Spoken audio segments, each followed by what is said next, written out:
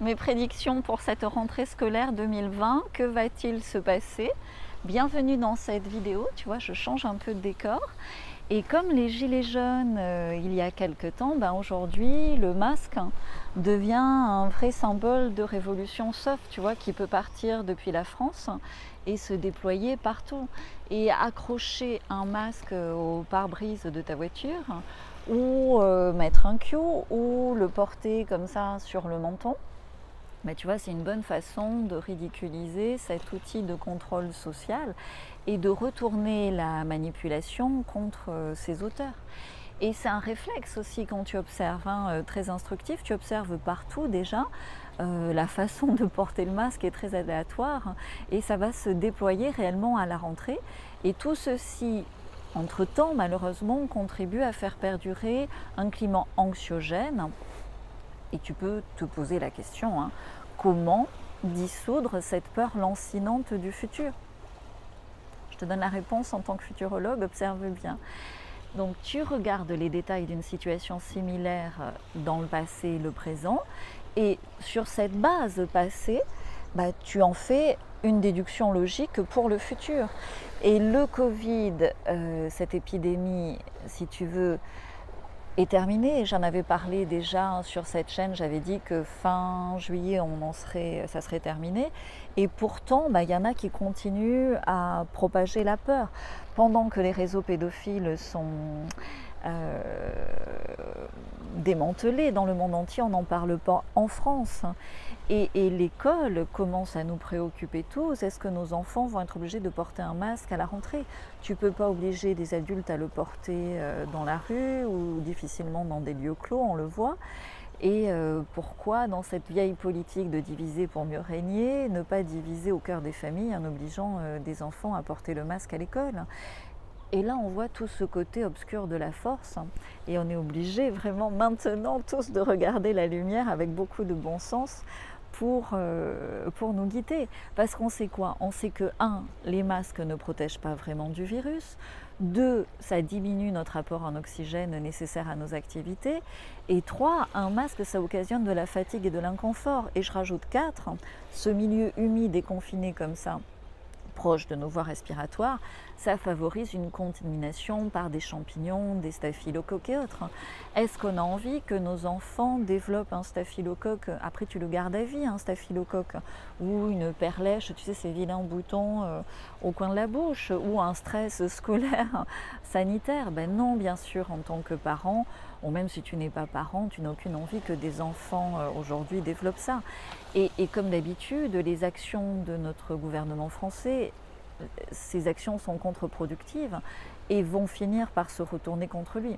En attendant, qu'est-ce qu'on fait? Comment est-ce qu'on peut demander à un enfant de porter un masque plusieurs heures d'affilée sans ni le toucher ni le souiller? C'est une aberration totale.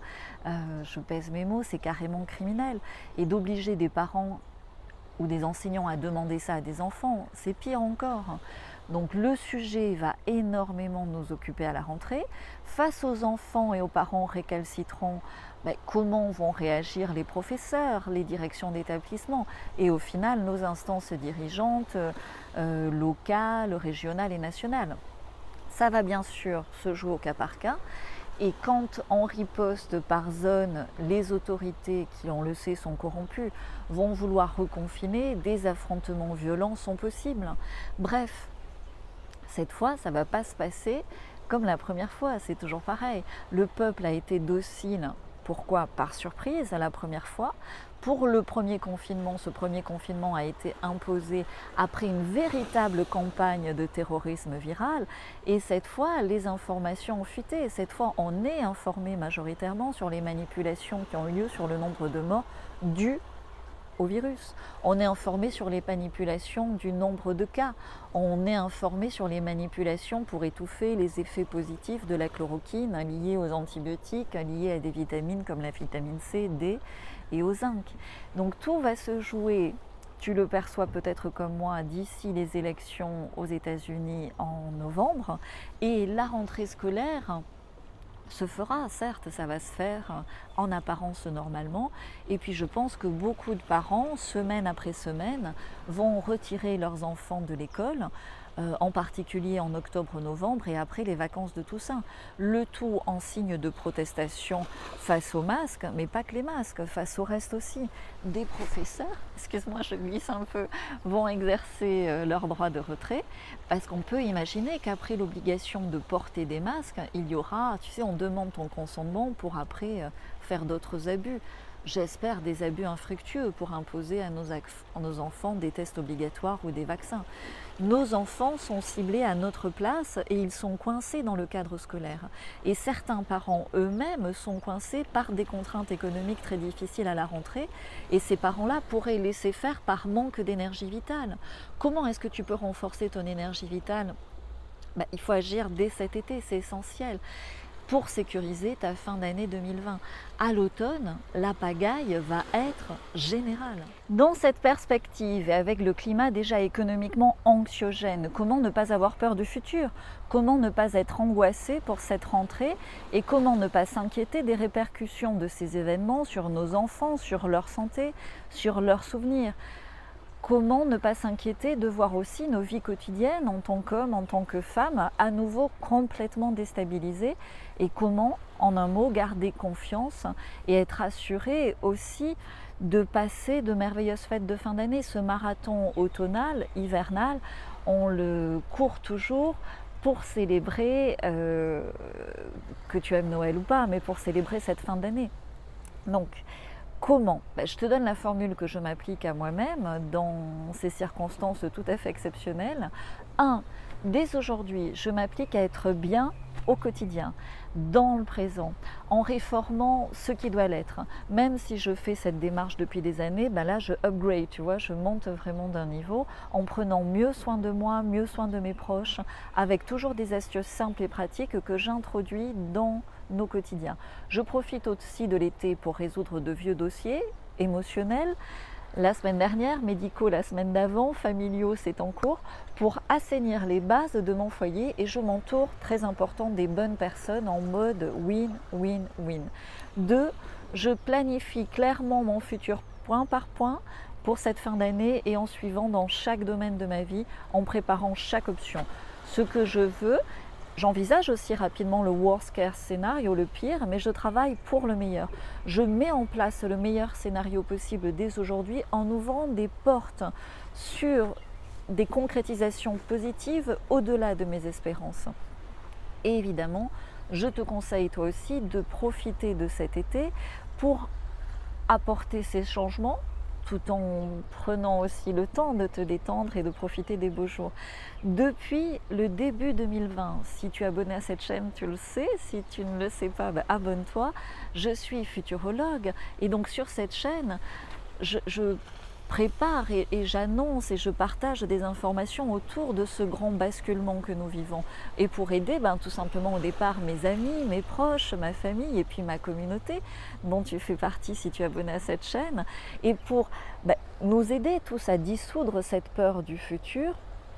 Quand tu as peur du futur, en fait, c'est que tu ne maîtrises plus rien. Et ok, le lâcher-prise, ça a du bon, mais il est essentiel d'avoir une certaine sécurité et de voir des résultats concrètement se matérialiser. Assurer son futur, assurer l'accès à son âge d'or, c'est effectuer un boulot quotidien. Tu peux le gérer tout seul, tu le gères certainement déjà tout seul, mais ce partage privé que j'ai préparé dès janvier 2020, c'est pour te faire gagner du temps, accélérer par rapport à mes expériences aussi ta propre évolution. Et je l'ai fait en 2 parties très simples. 1, c'est être bien au présent, c'est essentiel et surtout en ce moment. Et 2, c'est sur cette base, savoir créer son futur avec l'assurance que c'est possible à sa portée, avec une concrétisation la plus rapide et la plus fluide possible. Et je peux te faire gagner un temps fou. Pourquoi? Parce que j'ai expérimenté beaucoup de choses, j'ai géré beaucoup de peur et d'anxiété, et en ce moment le niveau pour beaucoup d'entre vous est à son maximum. Moi, sur la base de ces outils, je ne te dis pas que je suis jamais anxieuse ou stressée ou que j'ai pas non plus cette peur du futur, mais je le dépasse extrêmement vite et je profite de cette période réellement comme d'un accélérateur incroyable pour la concrétisation de mon âge d'or. Et c'est ce que j'ai envie de partager, c'est ce que j'ai envie de te partager aussi. Donc, tu as des infos ici sur ce partage privé. Je te retrouve après le jingle. On parle de notre président français.